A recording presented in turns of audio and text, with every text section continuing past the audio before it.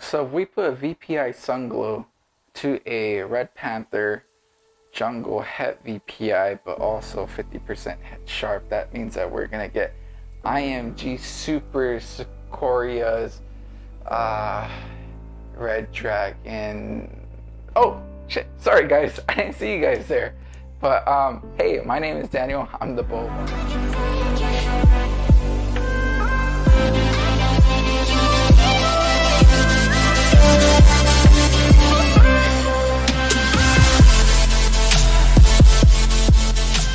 I thought in this video I could show you guys how I clean my cages and how I set them up. So I thought I could just make a quick little YouTube video, and I hope you guys stick around for the whole thing. Hey guys, what's up? So this is where I laid out some of the products that I use. For the most part, I only use 2 products for all my cleaning. On an everyday basis, I use this. It's called the Healthy Habitats. The ingredients, just water, enzymes, and a stabilizer. That's it. I like using this product on an everyday basis. It's really friendly to use. You go ahead and scrape away any poop, urites, anything of that mess that you have in there. You're gonna scrape it away, spray it, and then just wipe it down. To save money, I do buy the gallon size, and then I refill this small spray bottle. So this thing probably costs like $20, I think, for the full gallon, and the spray bottle is like $15, something like that. So there you go, you save much more money using the full gallon. I bought the spray bottle because I used it as a test run. Greg over from Snake Country, he actually uses this product, and he recommended me to try it out, and I liked it. So that's why I use it now on an everyday basis. Now when I'm doing more of the deep cleaning and I go ahead and clean out all the cages, I have that one day out of the month where I just do a deep clean on everything. I use this product. It's called chlorhexidine. So this is a disinfectant as well. It kills any bacteria that's in the cage, and this thing will last you quite a while, especially if you don't have too many snakes. It's only 1 ounce per gallon of water. So you're gonna put 1 ounce of this blue stuff and dilute it with water. I put it in the spray bottle. I go ahead and spray down the cages once I have them all cleared out of the substrate and poop. And then we just wipe away with the paper towel, which that brings me to the paper towel. Make sure you use paper towels when you are cleaning out your cages. Don't use or reuse a rag on this cage and then you go over to the next snake cage and then you use that same rag over there. No, you don't want to be crossing over cross-contamination like that. Just don't do it.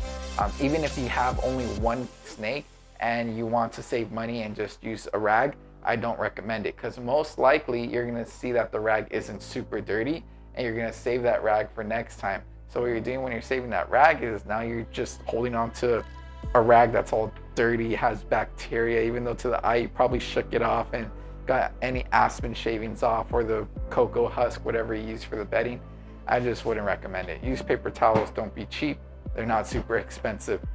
That brings me to my other things I use. So I use a scraper and a dustpan. I'll go ahead and loosen up any debris, any poop, urites that are stuck to the bottom, especially the urites. Everyone knows that those things just get stuck at the bottom of the cages. So that's why I have this metal scraper. I'll go ahead and scrape, scoop, toss away. You can wear gloves. I do have gloves down here in my little caddy that I have here. You can use gloves if you want to. I don't anymore. I used to, but honestly, like if I'm spot cleaning, I'll just grab the little poop, toss it away with my hands. Yeah, I know, pretty gross, but that's why I have my hand sanitizer right here. After I'm done on one cage, I go ahead and sanitize my hands really quick, and I move on to the next cage. What that does is just prevents any bacteria that might be on my hands that I can't see. Obviously, it's going to be microscopic. It prevents me from going over to the next cage and spreading that bacteria. You never know if maybe one snake has a sickness or a disease, and then you go over to the next snake, and then you start touching them, and it's just you're gonna end up in a big mess, and just don't do it. So clean your hands or wear gloves in between different snakes. But yeah, these are the products I use, and I'll show you guys how I clean out my cages right now, and also why I use the 2 different substrates.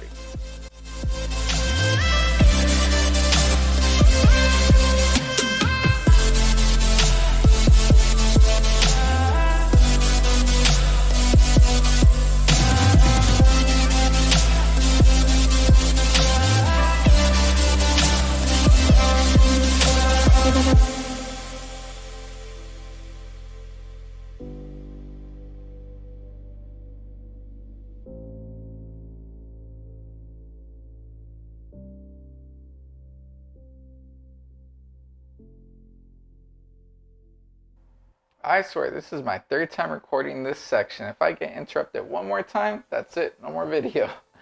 But anyway, so like I was saying again and again, I use aspen and a cocoa husk in my enclosure at the same time for a very simple reason. So the aspen, it dries out way too quick. When I was using aspen all around, it would just dry out too fast and I couldn't keep a consistent humidity level. And then when I went ahead and switched and just used all entirely Repti-Chip or cocoa husk, Repti-Chip is just the brand.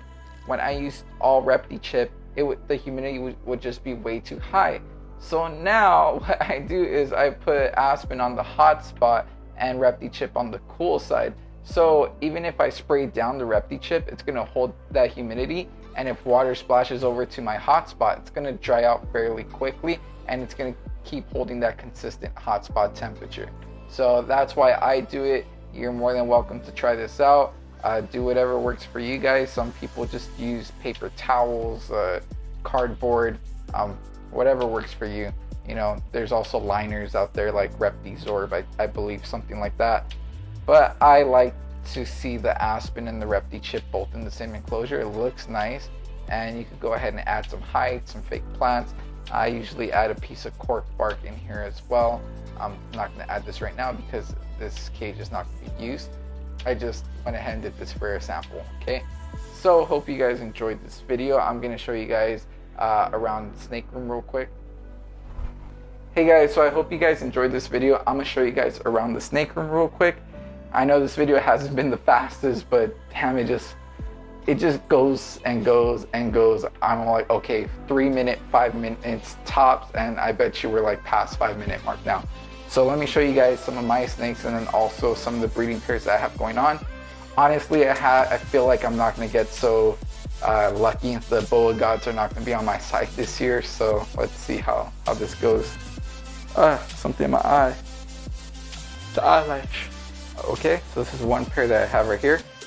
Not gonna work out. This guy's all the way in the corner. This is the male, and she's all the way in the other corner. Yeah, they're not gonna work out. I need to go ahead and do a spot cleaning right there. And then we have these guys right over here. These guys they look like they're gonna go ahead and make babies this year. I really hope so. She's really big. Her follicles are growing. I'm just waiting for that ovulation to hit and get that post-ovulation shed from her. So this guy's doing a great job. Keep it up, little man. Then we have another pair right over here. This little man continues to hit it here and there. So hopefully he gets his job done as well, and hopefully she ovulates, because last year I tried 3 different males on her and she just didn't want none. This is a 2015 Fire Colombian line boa. That's the female, and he is a 2019 RC Pastel Fire, 66% het VPI. Hopefully I could try to prove him out this year as well, but honestly my main goal with him and her, I just really want an all white snake. So I'm shooting for the Super Fires, fingers crossed. I really hope I hit that. Also, we have this pair right here. This is the RC Pastel Motley Boa. He's really dark right now. He needs to shed. And this is he's also 100% het Call Albino. And she is a Sunglow Call line as well. We got a little bit of tail action right there. So hopefully we can make some really pretty Call RC Pastel Boas. Last year they were insanely gorgeous, which I'll show you some of the holdbacks I have from them last year, which will be right in here. This is an RC Pastel Call Sunglow, female, 2020. She was born 6/16? No. 6/14/2020. Gorgeous animal. So much orange on the sides. Look at that. She's insane. It's one of the babies from that pair from earlier this year. Yeah, so these are all my baby racks right here. Babies, all of my holdbacks. Those are 2019s and a few 2018s in there. And then we come over to this side and we have more of the larger stuff. So this is like a 2017. She's a high-tech 100% het VPI. She's also 50% het RDR black-eyed anery. And then we have this pair in here, which it's gonna be a no-go. I could tell this little male, he's too young probably, so he doesn't seem interested. I'm gonna go ahead and separate them. I've tried them for a couple weeks now. Just doesn't look good. And this one I'm actually really excited for. This is a pastel jungle. She has no hypo in her, and look at that color. It just looks freaking amazing. I paired her with my RC Pastel Motley little male, and that guy got the job done. I wanted to shoot for a different male that I introduced originally, but it just didn't work out, so he was my backup. But imagine RC Pastel and this pastel jungle. Holy moly, there's gonna be some insane color babies in there, and I really can't wait. Super excited for that one. We also have a pair down here, but I separate them for feeding. I need to go ahead and clean up her cage as well. And she needs fresh water because that looks like she already made a mess. It was from yesterday when I fed her. The rat fell into the water bowl with her. But yeah, this one, I had her paired. She's an Aztec 100% het VPI, 50% het RDR black-eyed anery. I had her paired to a VPI T positive sunglow, possible het anery. So who knows? I might even be able to pull out some. Oh no, that's black-eyed anery. Never mind. But I'm shooting for VPI Aztec sunglow on this one. So yeah, that's that, and that's pretty much it. I don't have much going on with any other breedings and stuff. This girl's in blue. She's gonna get fresh water as well. Pretty much all these snakes are gonna get fresh water and they're gonna get sprayed down in mist. It's just that I decided to do my YouTube video before doing that, of course, because I got excited and wanted to take care of that. But here goes my IMG Hypo Jungle, 100% het sharp. This guy I got from Richard Siniceros. So check that guy out, he's awesome as well. And that's pretty much it for this video. I hope you guys enjoyed